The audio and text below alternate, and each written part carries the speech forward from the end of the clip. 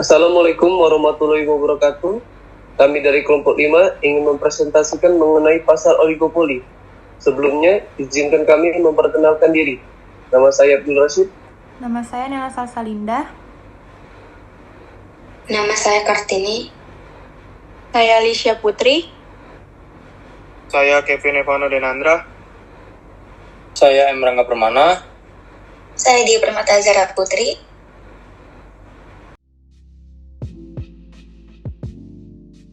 Assalamualaikum warahmatullahi wabarakatuh. Saya Alicia Putri. Di sini saya akan menjelaskan tentang definisi oligopoli, kelemahan, dan kelebihan. Pertama, saya akan menjelaskan tentang definisi dari oligopoli. Oligopoli adalah keadaan pasar dengan suatu komoditas yang hanya dikuasai oleh beberapa perusahaan saja. Pasar oligopoli atau disebut pure oligopoli, di mana jenis pasar oligopoli ini juga menjual berbagai produk identik dari para produsennya. Namun, sulit untuk dibedakan. Produk yang dihasilkan sangat beragam dan jenisnya dapat berbeda pada masing-masing produsen. Contoh, seperti produk rokok, semen, hingga air mineral. Pasar oligopoli adalah jenis pasar yang memiliki jumlah produsen dan konsumen yang tidak seimbang. Umumnya, jumlah produsen lebih sedikit dibandingkan persaingan antar perusahaan sangat ketat dan strategi pemasaran yang dilandasi oleh daya cipta. Akan sangat sulit bagi produsen baru untuk memasuki pasar sebab produsen utama bisa memainkan harga sehingga produsen baru sulit bersaing dengan harga yang sudah ada atau yang sudah ditentukan. Baik, itu adalah definisi dari oligopoli dan saat ini saya akan menjelaskan tentang kelemahan dan kelebihan dari oligopoli. Pasar oligopoli memiliki beberapa kelebihan seperti pertama, kendali atas harga karena dominasi oleh beberapa perusahaan besar. Penjual memiliki kemampuan untuk mengendalikan harga dalam tingkat tertentu. Hal ini dapat menguntungkan konsumen jika perang harga terjadi. Kedua, inovasi dan kualitas persaingan dalam pasar oligopoli mendorong perusahaan untuk berkompetisi dalam hal inovasi dan kualitas produk. Hal ini dapat menghasilkan produk yang lebih baik bagi konsumen. Ketiga, efisiensi. Persaingan antara perusahaan untuk mendapatkan pasar dapat mendorong efisiensi dalam produksi dan pengurangan biaya. Lalu ada kelemahan dari pasar oligopoli. Pertama, yaitu hambatan masuk yang tinggi. Investasi besar diperlukan untuk memasuki pasar oligopoli yang membuat sulit bagi perusahaan baru untuk bersaing. Kedua, yaitu perang harga. Seringkali perang harga terjadi saat perusahaan baru mencoba masuk ke pasar atau saat ada penurunan harga yang berujung pada kerugian. Lalu ketiga, kerjasama dan kartel. Beberapa perusahaan dalam oligopoli dapat mencoba bekerja sama atau membentuk kartel yang dapat merugikan konsumen dan merusak persaingan yang sehat. Halo semua, perkenalkan nama saya Kartini. Saya dari kelompok 5. Di sini saya akan menjelaskan tentang ciri-ciri oligopoli. Di dalam pasar oligopoli terdapat 4 ciri-ciri. Yang pertama, menghasilkan barang standar maupun barang yang berbeda coraknya. Yang kedua, kemampuan menentukan harga, ada kalanya kuat dan ada kalanya juga lemah. Yang ketiga, pada umumnya pasar oligopoli itu memerlukan promosi atau iklan. Yang keempat, adanya ketergantungan antara perusahaan. Nah, di sini saya juga akan membahas tentang apa sih itu barang standar, apa sih itu barang berbeda coraknya, dan apa yang dimaksud dengan kuat dan lemah, serta apa tujuan dari promosi dalam pasar itu sendiri. Nah, yang dimaksud dengan barang standar adalah di mana barang ini banyak dijumpai di industri oligopoli yang menghasilkan bahan mentah dan juga bahan baku. Contoh dari bahan mentah itu ada bajai dan juga aluminium. Contoh dari bahan baku itu sendiri adalah semen dan juga bahan bangunan lainnya. Bahan yang berbeda corak yaitu adalah barang yang banyak dijumpai di industri yang menghasilkan barang akhir. Contohnya seperti rokok, sabun, dan juga sampo. Selanjutnya yang dimaksud dengan lemah dan kuat. Lemah di mana jika para oligopolis tidak melakukan kerjasama dan jika seorang oligopolis itu menurunkan harga, maka penjualan akan meningkat tetapi akan segera dibalas oleh pesaing. Sebaliknya, kuat.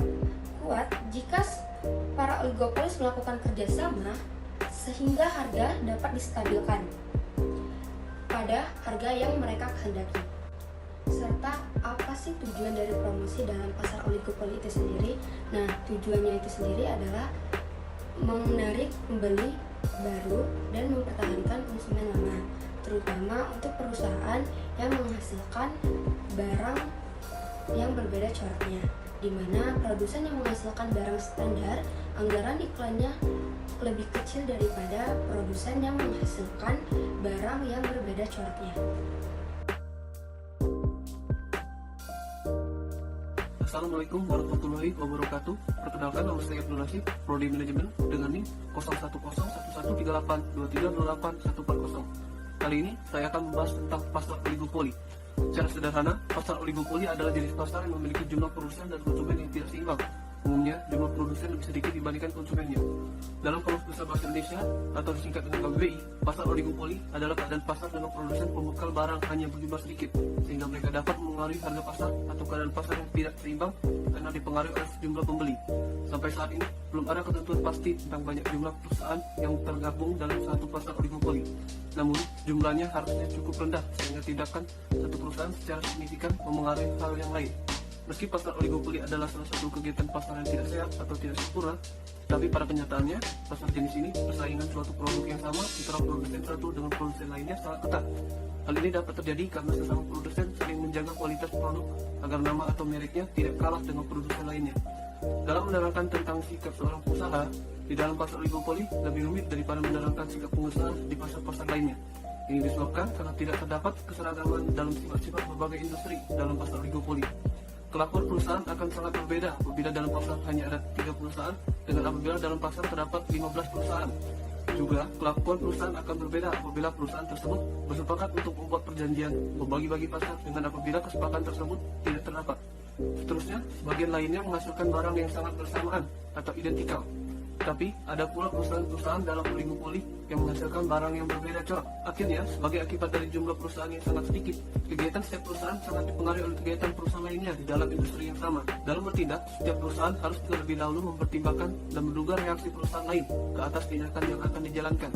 Oleh karena perbedaan-perbedaan seperti yang baru saja dinyatakan, maka suatu analisis yang bersifat umum yang akan menerangkan keseimbangan perusahaan dalam pasar oligopoli tidak dapat dibuat. Sedikit-dikitnya, perlu dibedakan dua variasi pasar yang mungkin wujud dalam pasar oligopoli, yaitu pasar oligopoli di mana perusahaan-perusahaan saling bersepakat untuk melakukan tindakan bersama dalam menentukan harga dan tingkat produksi, dan pasar oligopoli di mana perusahaan-perusahaan tidak melakukan persepakatan. Kaitan antar perusahaan yang tidak melakukan persepakatan. Dengan demikian, di dalam pasar oligopoli, penurunan harga dari suatu perusahaan berkecenderungan akan menyebabkan perusahaan-perusahaan lain juga akan melakukan penurunan harga agar mereka tidak kehilangan langganan. Bagaimana reaksi perusahaan-perusahaan lain apabila suatu perusahaan menaikkan harga? Sekiranya suatu perusahaan menaikkan harga produksi perusahaan-perusahaan lain menjadi relatif lebih murah, sebagai akibatnya perusahaan yang menaikkan harga akan kehilangan langganan, sedangkan perusahaan lain yang tidak menaikkan harga bertambah banyak langganannya. Dengan demikian, tidak ada alasan untuk perusahaan lain tersebut mengubah tingkat harga mereka. Kurva permintaan terpatah. Kurva D1 menggambarkan permintaan yang dihadapi suatu perusahaan di oligopoli apabila misalkan perusahaan-perusahaan lain tidak melakukan perubahan harga, walaupun perusahaan yang pertama melakukan hal itu, sedangkan kurva D2 adalah permintaan yang dihadapi suatu perusahaan oligopoli apabila misalkan perubahan harga yang dilakukan akan diikuti oleh langkah yang sama oleh perusahaan-perusahaan lain. Seterusnya, misalkan pada permulaannya harga yang berlaku di pasar adalah P, maka jumlah permintaan adalah seperti yang ditunjukkan oleh titik E, yaitu jumlahnya adalah sebanyak Hi. Apabila kurva terpatah D1 D2 adalah bentuk kurva permintaan yang dihadapi oleh suatu perusahaan dalam pasar oligopoli, bagaimanakah bentuk kurva hasil penjualan marginalnya? Bentuk kurva hasil penjualan marginal itu kurva MR1 adalah kurva hasil penjualan marginal apabila kurva permintaan adalah D1 dan kurva MR2 adalah kurva hasil penjualan marginal apabila kurva permintaan adalah kurva terpatah D1 D2, maka kurva hasil penjualan marginal adalah kurva MR1 yang ditebalkan dari atas sehingga ke titik A1 dan kurva MR2 yang ditebalkan dari titik A2 ke bawah.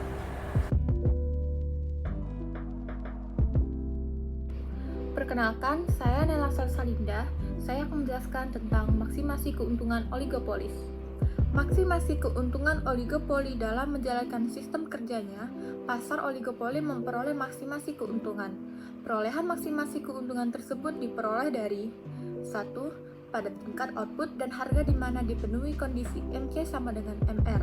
2. Karena ada saat-saat MR bergerak vertikal, maka harga bersifat tetap dan cenderung berada pada harga yang ditetapkan pada permulaannya.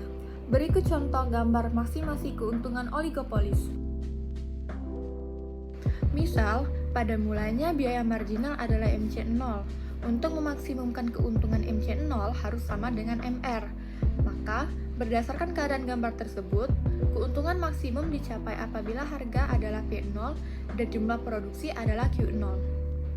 Nah, sekiranya terjadi perubahan ke atas biaya produksi, bagaimanakah kedudukan keseimbangan akan dipengaruhinya? Misalkan, biaya produksi mengalami kenaikan sehingga menyebabkan kurva biaya marginalnya menjadi seperti yang ditunjukkan oleh MC2. Dapat dilihat dari keadaan gambar tersebut bahwa keuntungan yang maksimum masih akan tetap dicapai oleh perusahaan itu pada ketika harga adalah P0 dan jumlah barang yang diproduksikan adalah Q0. Hanya setelah kurva biaya marginalnya berada di atas MC2, keseimbangan untuk memaksimumkan keuntungan akan mengalami perubahan.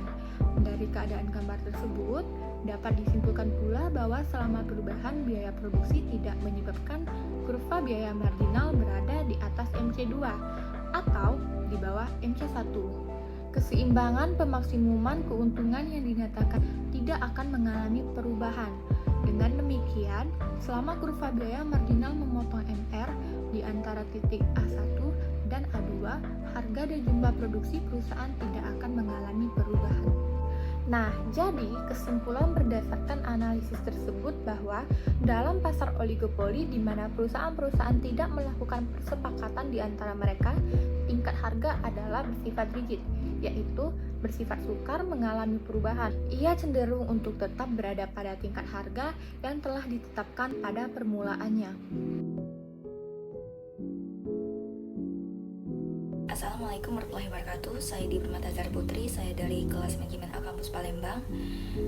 Di sini saya akan menjelaskan bentuk-bentuk hambatan masuknya industri oligopoli yang terdiri dari 3, yaitu yang pertama skala ekonomis. Skala ekonomis dalam industri oligopoli merujuk pada kemampuan perusahaan yang telah lama berproduksi dan beroperasi untuk menikmati skala ekonomis yang memungkinkan mereka untuk menurunkan biaya produksi dan menjual produksinya dengan harga yang lebih murah.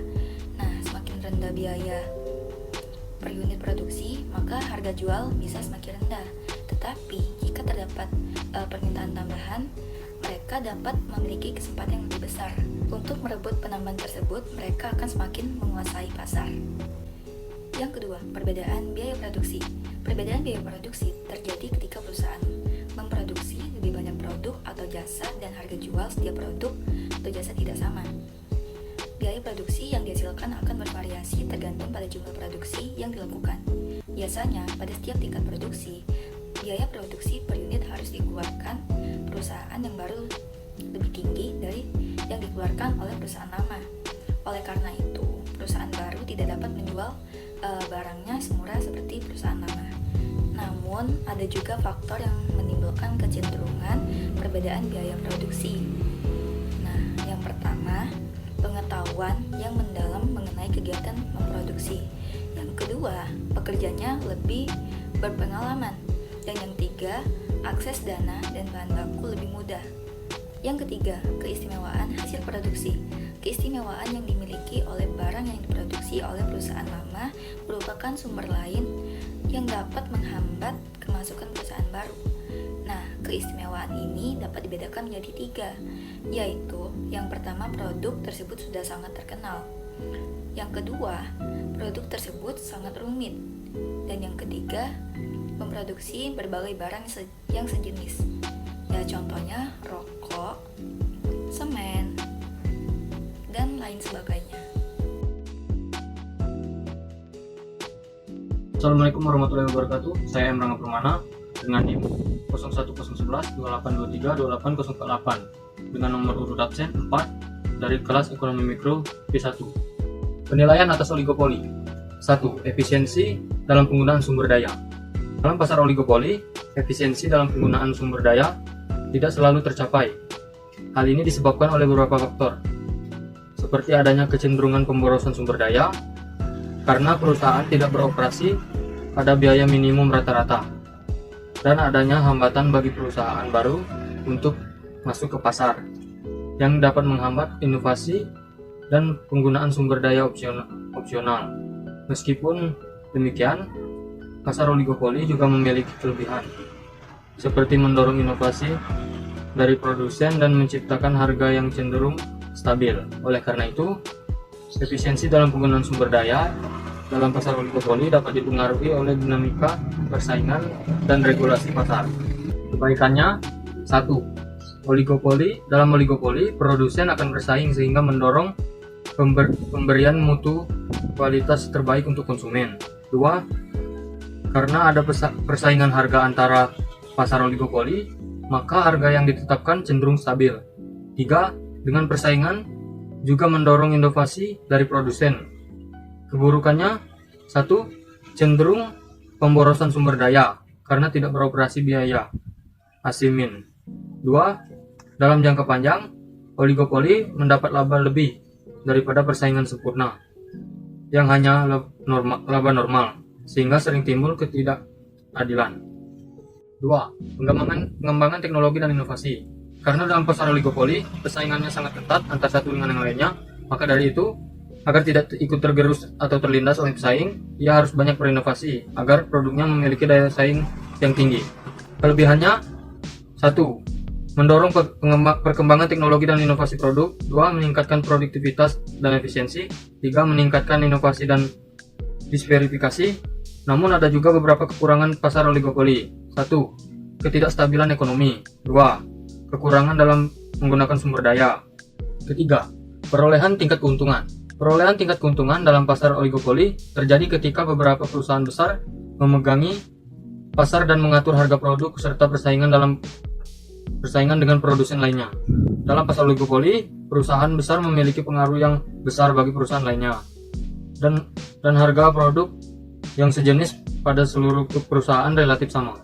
Sekian dari kelompok kami akhiri. Wassalamualaikum warahmatullahi wabarakatuh.